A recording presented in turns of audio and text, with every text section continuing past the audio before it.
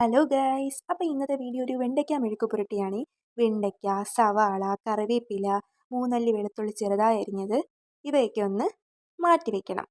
അടുപ്പ് കത്തിച്ച് അതിലോട്ടൊരു പാത്രം വെച്ച് പാത്രം ഒന്ന് ചൂടായിട്ട് വരുമ്പോൾ അതിലോട്ട് ആവശ്യത്തിന് നല്ല വെളിച്ചെണ്ണ ഒഴിച്ചു കൊടുക്കണം. എണ്ണ നല്ലതുപോലെ ഒന്ന് ചൂടായിട്ട് വരുമ്പോൾ അതിലോട്ട് കടുകിട്ട് കൊടുക്കണം. കടുകൊന്ന് പൊട്ടി വന്നതിന് ശേഷം കറിവേപ്പില ഇടണം. കറിവേപ്പില ഇട്ട് അതിലോട്ട് സവാളയും ഇട്ട് നല്ലതുപോലെ ഒന്ന് വഴറ്റിയെടുക്കണം. നല്ലതുപോലെ ഒന്ന് വഴറ്റി വരുമ്പോൾ അതിലോട്ട് ചെറുതായി അരിഞ്ഞു വെച്ച വെളുത്തുള്ളി ഇട്ട് കൊടുക്കണം. അത് വീണ്ടും നല്ലതുപോലെ ഒന്ന് വഴറ്റിയെടുക്കണം. നല്ലതുപോലെ വഴറ്റിയെടുത്തതിന് ശേഷം ഉപ്പിട്ട് കൊടുക്കണം. നിങ്ങൾക്ക് പാകത്തിന് ഉപ്പിടാവുന്നതാണ്. എന്നിട്ട് ചെറുതായി അരിഞ്ഞു വെച്ച വെണ്ടയ്ക്കയും അതിലോട്ടിട്ട് ഒന്ന് വഴറ്റിയെടുക്കണം.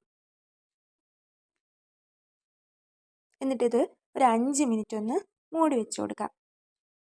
അങ്ങനെ നമ്മുടെ വെണ്ടയ്ക്ക വഴണ്ടി വന്നിട്ടുണ്ട്. അതിലോട്ട് പാകത്തിന് മുളക് പൊടിയും കൂടെ ഇടുക. പിന്നെ 1/4 ടീസ്പൂൺ മഞ്ഞൾപ്പൊടിയും ഇട്ട് ഒന്ന് വഴറ്റിയെടുക്കുക. അങ്ങനെ നല്ലതുപോലെ ഒന്ന് വഴറ്റിയെടുക്കുമ്പോൾ ഇതുപോലെ കിട്ടും. അങ്ങനെ നമ്മുടെ മെഴുക്ക് പുരട്ടി റെഡി ആയിട്ടുണ്ട്.